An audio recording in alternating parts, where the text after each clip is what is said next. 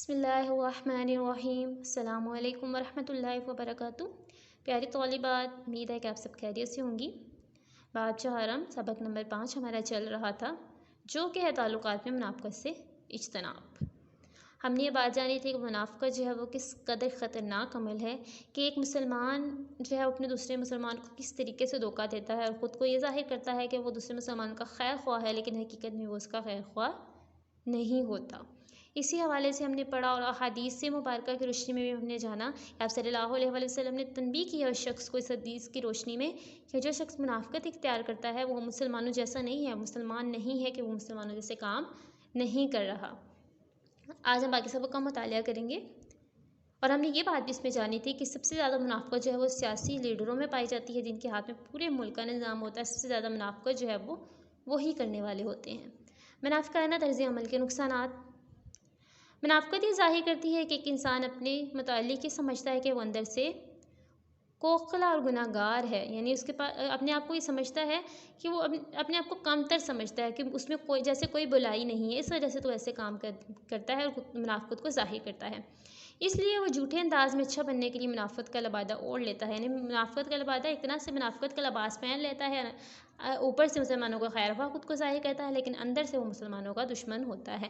ایسا شخص لوگوں کو دھوکہ دینا چاہتا ہے کہ وہ ان کا ہمدرد اور خیر خواہ ہے، لیکن لوگ کسی کے زبانی دعووں کو نہیں دیکھتے بلکہ اس کے عملی رویے اور کردار سے اس کے دلی جذبات کا اندازہ لگاتے ہیں۔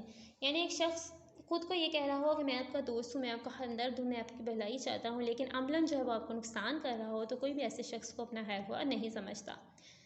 قرآن نے منافقوں کے بارے میں فرمایا کہ وہ اللہ تعالیٰ اور اہل ایمان کو دھوکہ دینے کی کوشش کرتے ہیں، حالانکہ حقیقت میں اپنے آپ کو دھوکہ دے رہے ہیں، لیکن انہیں اس بات کا اندازہ نہیں۔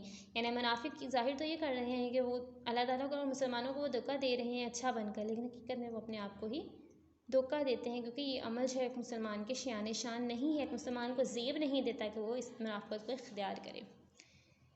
منافقت ظاہر کرتی ہے کہ ایک شخص کے دل میں انسانیت کے لیے کوئی خلوص نہیں، بلکہ وہ خود غرض انسان ہے، یعنی صرف اپنا سوچتا ہے اور اپنے مقاصد کے لیے منافقت کا سہارا لیتا ہے۔ منافقت ایک شخص کی کم علمی، نادانی اور جہالت کی بھی غمازی کرتی ہے، یعنی ان سب چیزوں کو ظاہر کرتی ہے کہ ایک شخص میں علم کی کمی ہے یا نادانی ہے یا جہالت ہے، اس وجہ سے تو وہ شخص جو ہے وہ منافقت کو ظاہر کر رہا ہے۔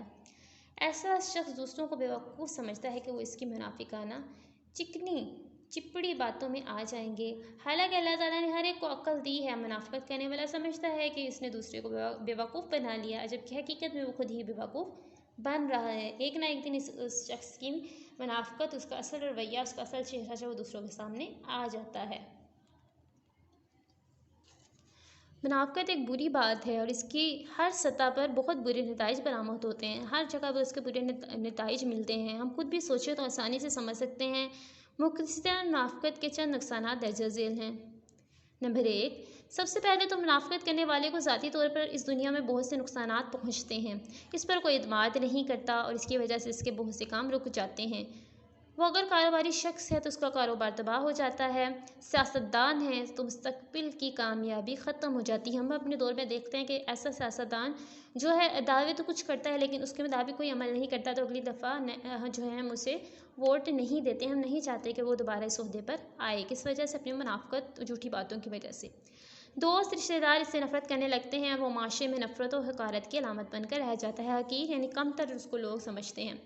نمبر 2، افراد کی منافقت معاشرے کو بھی نقصان پہنچاتی ہے۔ جس معاشرے کے لوگوں کا ظاہر و باطن ایک نہ ہو، ان کا باہمی اعتماد ختم ہو جاتا ہے، ایسا معاشرہ امن اور خوشحالی سے محروم ہو جاتا ہے۔ ظاہر و باطن، ظاہر کہتے ہیں ظاہر طور پر جو ہم ظاہر کرتے ہیں، اور باطن ہمارا اندر اور باہر اگر پاک نہیں ہے تو ہم جو ہے منافقت کرنے والے ہیں۔ منافقت سے ملک و قوم کو بھی نقصان پہنچتا ہے۔ قوموں کی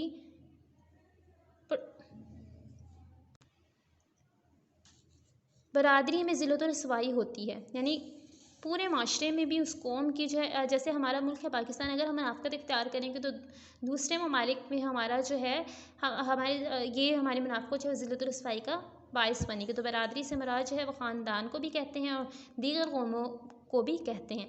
برآمدات متاثر ہوتی ہیں، برآمدات جو ہم کاروبار کرتے ہیں، باہر اپنی چیزیں بیچتے ہیں، وہ بھی متاثر ہوتی ہیں۔ بیرونی تجارت کم ہو جاتی ہے، قومی ترقی رک جاتی ہے، صنعتیں تباہ ہو جاتی ہیں، صنعتیں جو چیزیں بنانے کی ہماری فیکٹری ہیں، صنعتیں ہیں، وہ بھی تباہ ہو جاتی ہیں، بے روزگاری بڑھتی ہے، لوگوں کے پاس کوئی کام نہیں ہوتا۔ دوگلے پن کا آخرت میں انجام۔ دوگلے پن سے بھی مراد یعنی منافقت ہی ہے کہ ظاہر کچھ کرے اور دل میں انسان کے کچھ ہو۔ منافقت کرنے والے کی آخرت بھی برباد ہوتی ہے۔ ارشاد ربانی ہے کہ منافقین جہنم کے سب سے نچلے گڑھے میں ہوں گے۔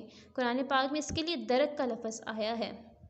عربی میں اس کے معنی یہ ہے کہ جب کوئی سیڑھی سے نیچے اتر رہا ہو تو سیڑھی کا ہر نچلا پایا درک کہلاتا ہے، یعنی سیڑھی میں سے جیسے ہم نیچے اترتے ہیں تو ہر جو پایا ہوتا ہے جو نیچے کی طرف جا رہا ہوتا ہے وہ درک کہلاتا ہے، یعنی اس سے مراد یہ ہے کہ سب سے گہرے اور سب سے نیچے جو جہنم کا جو حصہ ہوگا اس میں یہ لوگ پائے جائیں گے، یعنی یہ شخص انسانیت اور زندگی کی سیڑھی پر مسلسل ذلت و پستی ہی کی طرف سفر کرتا رہتا ہے، نیچے ہی کی طرف جاتا ہے اور اپنی پستی کے سفر کی بنا پر آخرت میں جہنم کے نچلے طبقے میں پہنچ گیا۔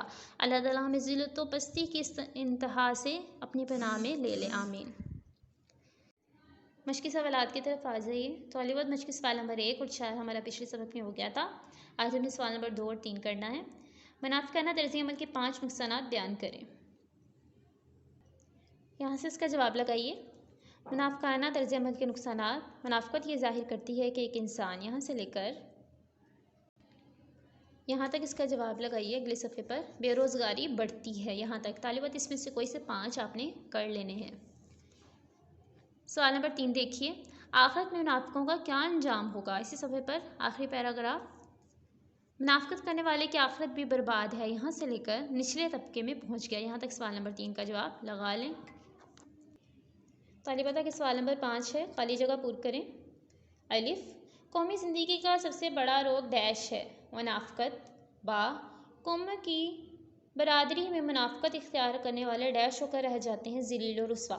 جیم، جس کے ساتھ تمہیں محبت، جس کے ساتھ تمہیں واقع ڈیش ہو اسے یہ بات بتا دیا کرو، محبت۔ دال، دھوکہ دے کر ملاوٹ کرنے والا ڈیش میں سے نہیں، مسلمانوں میں سے۔ ہا، منافقت کرنے والا اللہ تعالیٰ اور ڈیش کو دھوکہ دینے کی کوشش کرتا ہے، اہل ایمان کو اور اہل ایمان کو۔ سوال نمبر 6 دیکھیے، درست جواب پر ٹک کا نشان لگائیں۔ نمبر 1، منافقت کسی قوم کی زندگی کا بہت بڑا ہے، فخر، روگ، اتحاد، نشان، روک۔ نمبر 2، کسی قوم کی باغ دوڑ ہوتی ہے اس کے لیڈروں کے ہاتھ میں، ڈاکٹروں کے ہاتھ میں، مزدوروں کے ہاتھ میں، طالب علموں کے ہاتھ میں، لیڈروں کے ہاتھ میں۔ نمبر 3، دنیا میں آج کل کافی رواج ہے عبادت کا، سماجی خدمت کا، رشوت کا، تجارت کا، سماجی خدمت کا۔ نمبر 4، افراد کی منافقت معاشرے کو بھی پہنچاتی ہے، تکلیف، نقصان، طاقت، اتحاد، نقصان۔ طالبات سوال نمبر 2، 3، سوال نمبر 5 اور سوال نمبر 6 ہمارے آج کے سبق میں شامل ہیں، آپ نے اس کو اچھے طریقے سے ذہن نشین کر لینا ہے۔ اللہ حافظ۔